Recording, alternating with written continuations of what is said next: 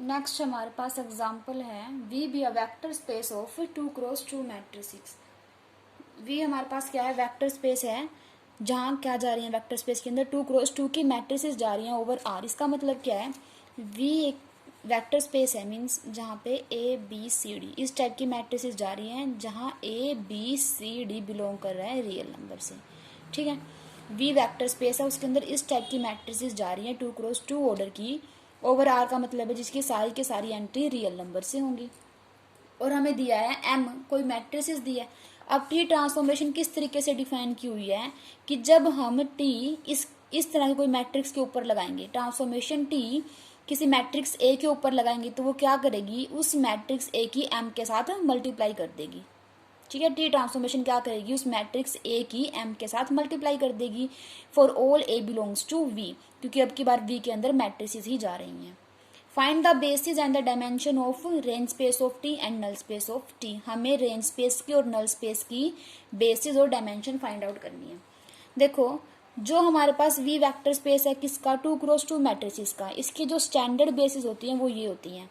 ठीक है, एक बार ए वन पर वन, बाकी सभी जीरो, यहाँ 1 0, ये स्टैंडर्ड बेसिस होती हैं किसकी, 2x2 मैट्रिसेस की, जहाँ पे ए बी सी डी क्या हो, रियल नंबर से। ठीक है, मैट्रिसेस अब टी ऑफ ए ट्रांसफॉर्मेशन किस तरीके से डिफाइन है कि जब भी हम ए के ऊपर ट्रांसफॉर्मेशन लगाएंगे उसकी मल्टीप्लाई एम के साथ हो जाएगी। तो यहाँ से हम इस ट्रांसफॉर्मेशन से इसकी भी इमेज निकाल लेंगे, इसकी भी और इसकी भी। ठीक है, सबसे पहले इसने इसकी इमेज निकाली हुई है। ठीक है, जब टी ऑफ इसकी इमेज निकालेंगे तो क्या होगा, इस मैट्रिक्स की मल्टीप्लाई हो जाएगी, प्री मल्टीप्लाई किससे करनी है, एम से करनी है, तो एम इंटू दिस मैट्रिक्स, इसकी मल्टीप्लाई कर देंगे तो हमारे पास ये आ जाएगा। तो means image of 1 0 0 0 is this.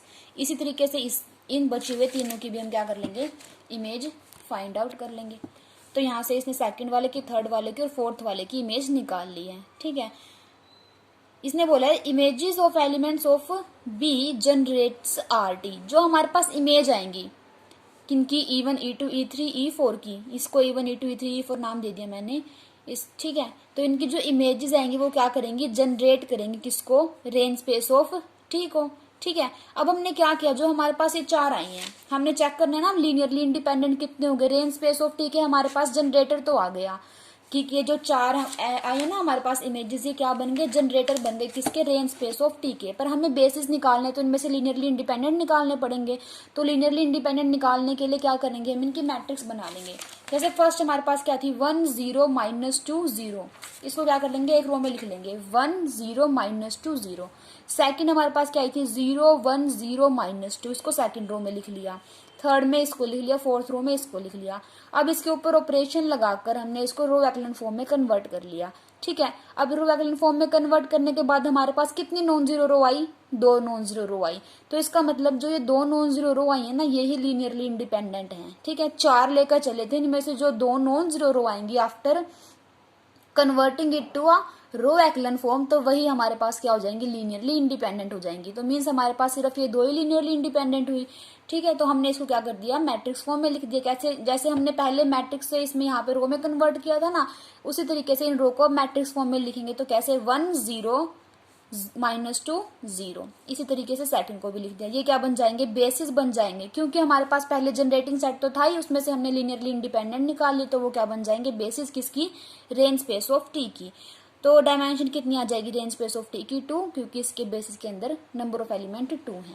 अब नल स्पेस की फाइंड आउट करेंगे हम। कोई भी आर्बिट्रेरी मेंबर लेकर चल पड़े, कहाँ से, वी में से, सच दैट कि उसकी ट्रांसफॉर्मेशन क्या आ रही है, 0। नल स्पेस का लिया हमने कोई भी मेंबर। ठीक है, ये कोई भी आर्बिट्रेरी मेंबर हम नल स्पेस का लेकर चलेंगे तो उसकी इमेज क्या आएगी, 0 आएगी। अब इमेज क्या थी कि वो एम के साथ मल्टीप्लाई हो जाएगा। इसी तरीके से काम कर रहा था ना ट्रांसफॉर्मेशन टी, तो हमने लिख दिया इज इक्वल्स टू 0। 0 यहाँ पर इस टाइप की हुई, क्योंकि जो टी ट्रांसफॉर्मेशन है वो वी से लेके वी तक है। वी के अंदर मैट्रिसेस जा रही है और मैट्रिसेस में जो 0 होगी वो इसी टाइप की होती है, मतलब 0 मैट्रिक्स। अब इसकी मल्टीप्लाई करेंगे तो हमारे पास ये आ जाएगा। यहाँ से हमारे पास 4 इक्वेशन आ जाएंगी। फर्स्ट को फर्स्ट के इक्वल, सेकंड को सेकंड के, थर्ड को थर्ड के, फोर्थ को फोर्थ के इक्वल रहेंगे। तो 4 इक्वेशन आ जाएंगे। चारों इक्वेशन को सोल्व कर ए बी सी डी की वैल्यू को फाइंड आउट कर लेंगे।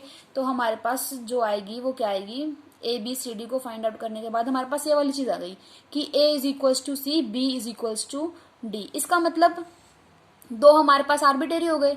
ठीक है, मान लो सी की वैल्यू तो मेरी मर्जी है, कुछ भी रख ले, ठीक है। सी की वैल्यू अगर मैं कुछ भी रखूं तो उसकी वैल्यू ए की वैल्यू सी के अकॉर्डिंग चलती जाएगी।